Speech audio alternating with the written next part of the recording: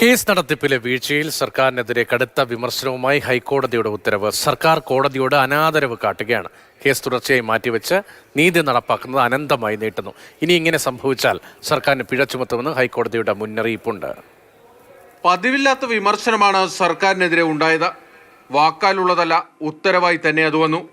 Muvattupuzha Ernakulam root ദേശസൽക്കരണവുമായി ബന്ധപ്പെട്ട കേസിൽ സത്യവാങ്മൂലം നൽകാതിരുന്നതാണ് സർക്കാരിന് തിരിച്ചടിയായത്.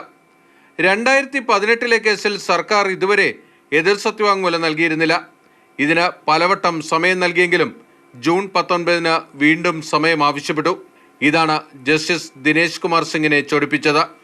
പരമദയനീയം. ഇതായിരുന്നു സർക്കാരിന്റെ കേസ് നടത്തിപ്പിനോടുള്ള കോടതിയുടെ വിശേഷണം. ഒട്ടും ഗൗരവത്തോടെയല്ല സർക്കാർ കേസുകളെ കാണുന്നത്. ഗതാഗത വകുപ്പ് പ്രിൻസിപ്പൽ സെക്രട്ടറി സ്ഥലത്തില്ലെന്ന കാരണത്താലാണ് സർക്കാർ സത്യവാങ്മൂലം നൽകാൻ കൂടുതൽ സമയം ചോദിച്ചത്.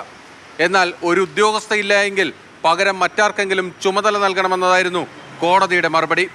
റൂട്ട് ദേശസൽക്കരണത്തിനെതിരായ ഹർജിയിൽ ഇനി സർക്കാരിന് സമയം നൽകില്ലെന്ന് കോടതി വ്യക്തമാക്കി.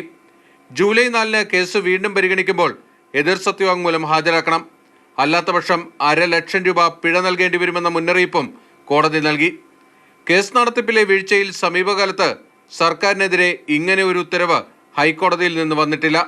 വിമർശനം വാക്കാലുള്ളതല്ല, ഉത്തരവായി തന്നെ വന്നിരിക്കുന്നുവെന്നത് സർക്കാരിന് തിരിച്ചടി ഉണ്ടാക്കുന്നതാണ്. ബിനിൽ, മാതൃഭൂമി ന്യൂസ്, കൊച്ചി.